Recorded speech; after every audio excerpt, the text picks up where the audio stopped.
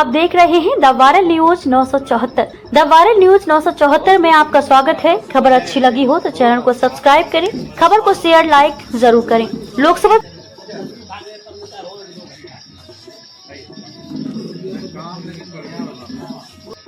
क्षेत्र भ्रमण के दरमियान हमारे बड़े भाई शक्ति सिंह यादव जो कि विधायक भी हैं और हमारे क्षेत्र में काफ़ी जनसंपर्क करते हुए गांव-गांव गली-गली होते हुए आज हमारे बीच हनुमाननगर गांव पहुंचे। तो हम भैया से जानते हैं कि ये किस तरह का क्या उद्देश्य है, किस तरह का अभी जो रणनीति बन रहा है, किस तरह से प्रचार प्रसार हो रहा है। नमस्कार भैया। अररिया लोकसभा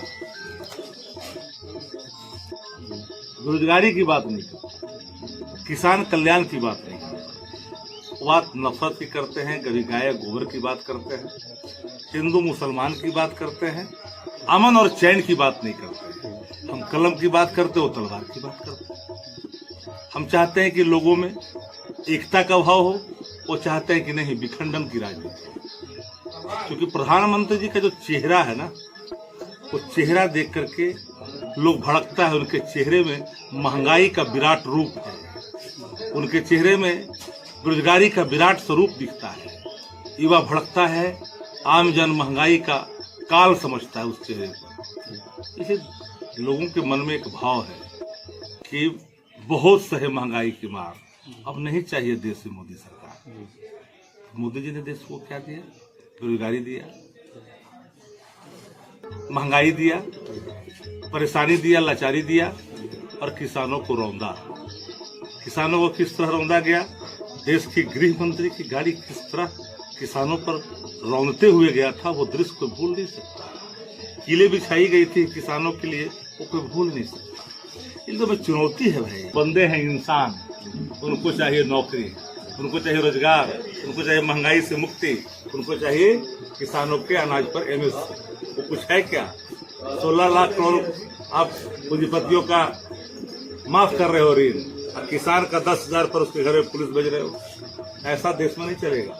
देश चलेगा जनभावना से। देश किसी के अधिनायकवाद थोपने से देश नहीं चलेगा। ये डेमोक्रेसी का मतलब समझते हैं मोदी जी। डेमोक्रेसी का क्या प्रश्न, क्या नियम? For the people, by the people, of the people नहीं। उनका इसको बदलना चाहते हैं। For the corporate, by the corporate, of the corporate, ultimately of the Modi, by the Modi, ये चाहते हैं। वो नहीं, लोकतंत्र की अलग परिभाषा है। और लोकतंत्र को विखंडित करने की नापाक कोशिश पर अररिया की महान जनता इस बार नहीं सुनेगी। डर था ना प्रधानमंत्री आए। हाँ, प्रधानमंत्री को आना पड़ा ना। अररिया को धोखा दिया, बिहार को धोखा, 40 सांसद दिया, क्या मिला? नफरत के सिवा क्या बांटा आपने? तलवार के सिवा क्या बांटा? झंडा बांटने से झंझावात खत्म नहीं होते। झंझावात जो फैला हुआ है, बेरोजगारी का आपदा, महंगाई की आपदा, उससे मुक्ति की, झंझावात से मुक्ति चाहिए देश को। आप क्या कहना चाहेंगे?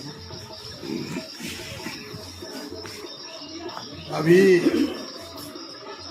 अररिया लोकसभा क्षेत्र में तीसरे चरण में मतदान है और यहाँ का जो आबो हवा हो गई है एकदम आरजेडी महागठबंधन के पक्ष। अभी मोदी जी को कोई देखना नहीं चाह रहा है, क्योंकि आज तक जो बोले 14 से लेकर 19 से लेकर अभी तक सिर्फ झूठे बोलवे करते हैं। जो घोषणा पत्र में देंगे बाद में पद ये जुमला है। इसीलिए आज के समय में जो स्थिति है अररिया लोकसभा क्षेत्र का, सुपौल में पहली बार राष्ट्रीय जनता दल शेड्यूल कास्ट के उम्मीदवार को दिया जनरल सीट से, जो आज तक कोई नहीं दिया। इसीलिए यहाँ पर कोई जात नहीं है, यहाँ कोई पात नहीं है, यहाँ एक ही है लोग। महागठबंधन राष्ट्रीय जनता दल का उम्मीदवार जो है उसको भारी से भारी वोट से लोग चाहते हैं कि हम रीड करें, कि हमको बिहार में उदाहरण बने कि अररिया लोकसभा क्षेत्र में अपार बहुमत से हम जिता रहे हैं। यहाँ पर आपको शेड्यूल कास्ट, पिछड़ा, अति पिछड़ा, अपर कास्ट और अकलियत, अभी इस बार सबका सामूहिक रूप से राष्ट्रीय जनता दल के उम्मीदवार शाहनवाज साहब के पक्ष में लोग एकदम एक तरफा लोग इसमें जा रहा है। युवा, खास करके युवा वर्ग और किसान किसान तो आज जो रो रहा है, जो स्थिति किसानों का है, फसल का बोले मोदी जी मैं किसान को मैं दोगुना लाभ दूंगा, जो उसका उचित लाभ है जो फसल में होता है, जो घाटा खाद की कीमत, उसके बाद खाद का कीमत है, बीज का कीमत है, या आपको डीजल का कीमत इतना बढ़ गया है, हाहाकार है लोग महंगाई से। इसीलिए लोग किसान भी चाहता है कि सरकार से मेरा पिंड छूटे, आने वाला समय में महागठबंधन की केंद्र में सरकार बने। और सही में हमारे सचिव जो बोले हैं आपको 35 सीट यहाँ महागठबंधन के पक्ष में बिहार में जा रहा है। इसमें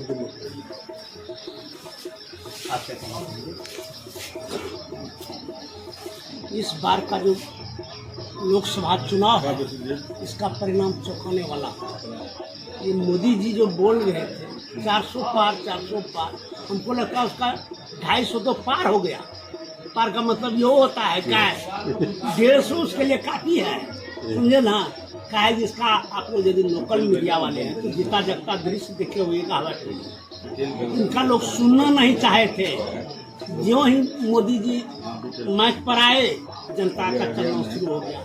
अकेले ही भाषण देते थे, इनका जो 10 गो नेता थे या प्रशासन थे वही सुनने वाला इसका कोई व्यक्ति नहीं है। और इसकी स्थिति क्या कहा, जितना भी कहिएगा ना गप का स्थिति लंबा लंबा है। धरती पर इसका इस बार कोई सुनने के लिए तैयार नहीं। जो स्थिति है इसका, ये लोग तो 35 कहते हैं, हम कहते हैं उससे भी बेसी आने का जाए, हम मोदी का 2-4 गो मिल जाए तो वो बहुत।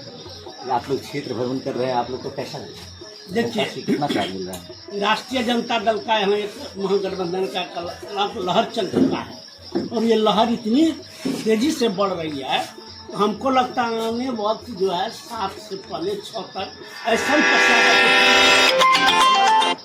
तो कहीं बोलता नहीं है बीजेपी, तो कहीं बोलता नहीं है, मोदी बोलता है मोदी मोदी। ये मोदी इतनी हवा में उड़ेगा ना, होश नहीं रहेगा, बुझा जाएगा क्या हुआ है, अररिया क्या है, अररिया के बारे में उसको पता कहाँ है। डरते हुए वो अररिया आया था और फिर डरते हुए अररिया से गया भी है। यह आप लोग मीडिया लोकसभा चुनाव के बारे में आप क्या कहना चाहेंगे? ये अररिया लोकसभा चुनाव जो इस बार हो रही है, इसमें हमारा आरजेडी जनाब शाहनवाज आलम भारी मतों से विजयी हो रहा है। और जनता ने इस जुमलेबाजी सरकार को पहचान लिया है। इन्होंने झूठ का वादा करना और जब काम निकल जाना तो जनता को पीछे छोड़ देना। यहाँ तक कि प्रदीप सिंह यहाँ से जो जीत के गए, यहाँ जीतने से पहले आए थे, उसके बाद जीतने के बाद जो गए, इसके बाद वो दर्शन नहीं दिए। इससे बीजेपी का भी जो वोटर था, जो हमारे शाह वर्ग के थे, जो हमारे ब्राह्मण वर्ग के यहाँ के जो जनता है अररिया के, उन्होंने इस जुमलेबाजी को पहचान लिया उसका कि यहाँ से आएगा, वोट लेगा और ले जा करके फिर दोबारा दर्शन देना दुर्लभ है उनके लिए। और इस बार हमारे महरूम तस्लीम बाबू का लड़का, सबसे छोटा लड़का जनाब शाहनवाज आलम को हमारे आदरणीय लालू जी टिकट दिए हैं और वो टिकट दिए कुछ सोच समझ के ही दिए हैं। और उन्होंने जो टिकट दिए हैं बहुत ही आशा से दिए हैं और वो भारी मतों से इस बार विजयी हो रहा है। लगभग 1 लाख वोटों से ज़्यादा से जीत रहे हो यहाँ से।